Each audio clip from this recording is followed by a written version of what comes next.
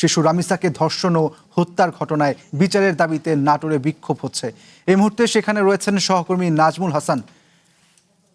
নাজমুল, কি বলছেন বিক্ষোভকারীরা, তাদের দাবি কি? ইশতিয়াক, যেমনটি বলছিলেন আপনি, নাটোরে শিশু রামিসা হত্যাকারী যারা আছেন তাদের দৃষ্টান্তমূলক শাস্তি এবং ফাঁসির দাবিতে নাটোর প্রথম আলো বন্ধুসভার আয়োজনে কিছুক্ষণ আগে বিক্ষোভ হয়েছে এবং একটি মানববন্ধন অনুষ্ঠিত হচ্ছে। আমি যদি একটু দেখাতে চাই যে এখানে বিভিন্ন শ্রেণী পেশার মানুষজন অংশগ্রহণ করছে। এখনো সম্পূর্ণ মানুষজন এসে জড়ো হতে পারেনি এবং প্রথম আলো বন্ধুসভার যারা আছেন তারা কিন্তু এই মানববন্ধনে অংশগ্রহণ করেছেন এবং শিশু রামিসা হত্যাকারী যারা আছে তাদের দৃষ্টান্তমূলক শাস্তির দাবিতে তাদের এই মানববন্ধন। আমরা যদি একটু কথা বলতে চাই, আপনারা আজকে মানববন্ধনে দাঁড়িয়ে আছেন। জি, অ্যাকচুয়ালি আমাদের বর্তমান প্রেক্ষাপটে যে বিষয়গুলো আমরা দেখতে পাচ্ছি, নারী নির্যাতন, শিশু নির্যাতন, যেগুলো কিন্তু পরিক্রমায় বেড়ে চলেছে, তো এই বিষয়গুলো নিয়ে সচেতনতার জন্য আমাদের সারা বাংলাদেশে প্রথম আলো বন্ধুসভা এই মানববন্ধনের আয়োজন করেছে।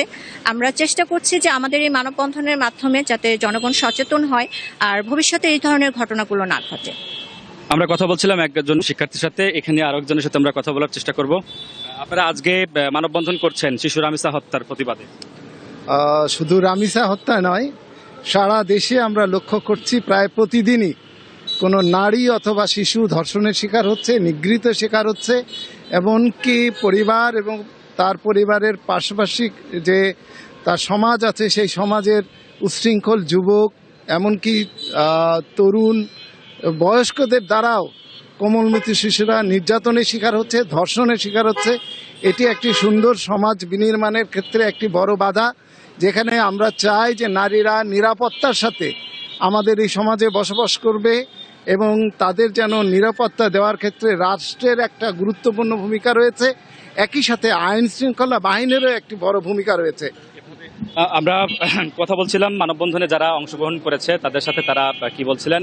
ইশতিয়াক, নাটোর থেকে শিশু রামিসা হত্যার এই ছিল সর্বশেষ খবর। ধন্যবাদ নাজমুল। শিশু রামিসাকে ধর্ষণ ও হত্যার ঘটনায় বিচারের দাবিতে নাটোরে বিক্ষোভ হচ্ছে, সে ব্যাপারে বিস্তারিত জানাচ্ছিলেন সহকর্মী নাজমুল হাসান।